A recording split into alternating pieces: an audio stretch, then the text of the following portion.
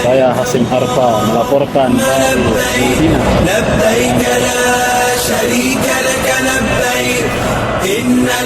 Jemaah haji laki-laki dari Indonesia harus memakai ihram saat diembarkasi.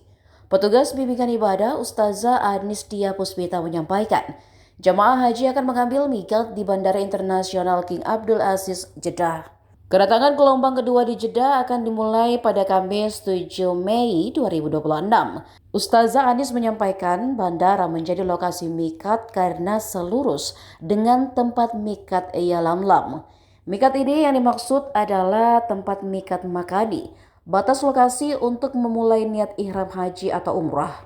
Ada 5 tempat miqat yakni Zulhalaifah atau Bir Ali, miqat bagi jemaah yang datang dari arah Madinah dan sekitarnya. Yalamlam yakni miqat bagi jemaah yang datang dari arah selatan atau Asia Tenggara termasuk Indonesia. Ada juga Karnul Manazil, As-Sailul Kabir, Juhfah, dan Zatu Irgin atau Zatu Irkin.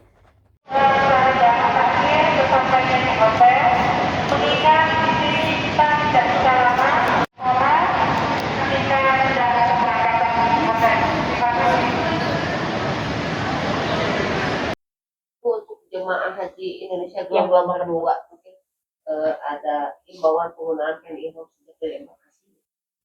Ya, bismillahirrahmanirrahim. Untuk jamaah haji Indonesia gelombang kedua diimbau untuk sudah mulai memakai kain ihram sejak di embarkasi. Jadi dengan demikian mandi ihram sudah bisa dilakukan sejak di embarkasi. Kemudian pakaian ihramnya, 2 helai pakaian ihram itu sudah dikenakan sehingga ketika terbang itu sudah dipastikan semua sudah dalam kondisi berbaju ihram. Meskipun niatnya nanti ketika tiba di Jeddah. Kenapa di Jeddah? Karena Jeddah ini satu arah dengan Yalamlam.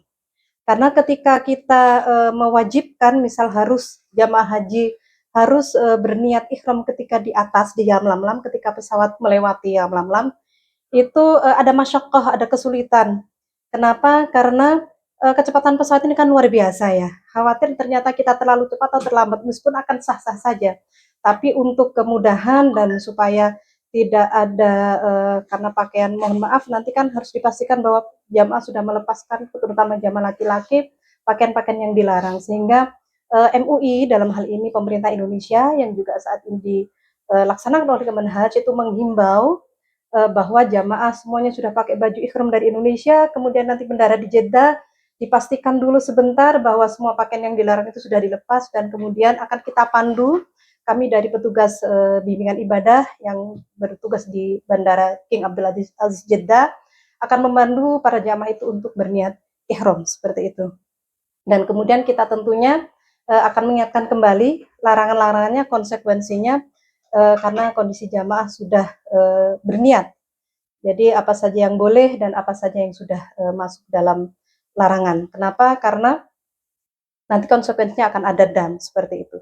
Jadi nanti petugas kita semuanya bahkan lintas tusi semua akan saling bantu untuk ketugasan bimbingan ibadah ini untuk saling mengingatkan kepada jamaah bahwa sudah bisa dipastikan bahwa jamaah sudah dalam pakaian yang sudah benar sesuai dengan, terutama yang perempuan juga kadang-kadang masih pakai kaos tangan karena cuaca yang dingin di pesawat, kondisi AC dan sebagainya, juga penutup wajah karena sebagian jamaah ada yang bercadar ketika di Indonesia ya.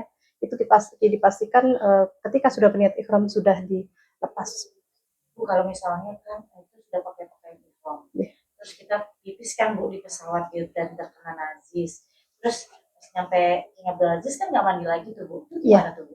Tidak apa-apa, itu tidak mengganggu atau tidak membatalkan atau mengganggu pahala dari kesunahan mandi ihram. Jadi tinggal jamaah itu nanti bersuci, toharoh, membersihkan najisnya, sudah kemudian berwudu dan melanjutkan ibadahnya. Jadi intinya saya simpulkan bahwa jamaah ketika di Indonesia di embarkasi itu sudah mandi ihram, kemudian sudah mulai memakai pakaian ihram, terus nanti sampainya di Jeddah kita pastikan semua hal-hal yang dilarang terutama untuk pakaian ihram laki-laki sudah terlepas, kemudian melaksanakan sholat sunnah ihram 2 rakaat, kemudian kita bimbing untuk berniat seperti itu. Jadi kalaupun tadi pipis atau dan sebagainya itu tidak membatalkan niat ihram itu sendiri. Bahkan sesampainya nanti di hotel, misalkan transit di hotel dulu nanti di Makkah. kemudian jamaah masih ada yang berhajat kecil atau besar, itu tidak membatalkan dari ihram itu sendiri. Tips Bu, selama pakai pesawat Ya. biar setiap hari kita pakai ihram. Ya. Nanti selama di perjalanan itu gimana? Ya. Subhanallah ya, kalau kain ihram ini sendiri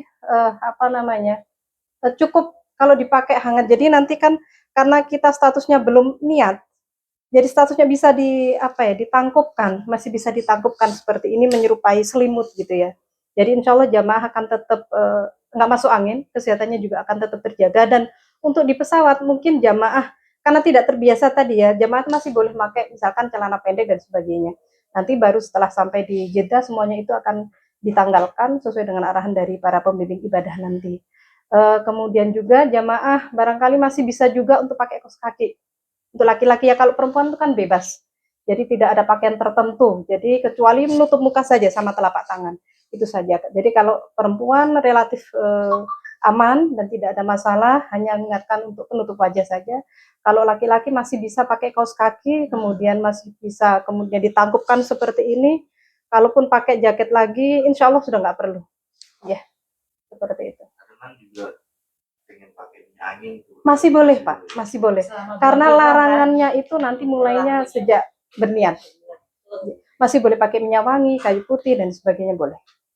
Meskipun itu sudah sholat ihram, boleh. Tidak bolehnya nanti setelah labbaik Allahumma umratan. Ya.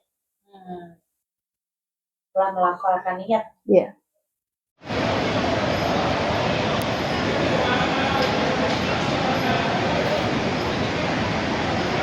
Download Tribun X sekarang, menghadirkan lokal menjadi Indonesia.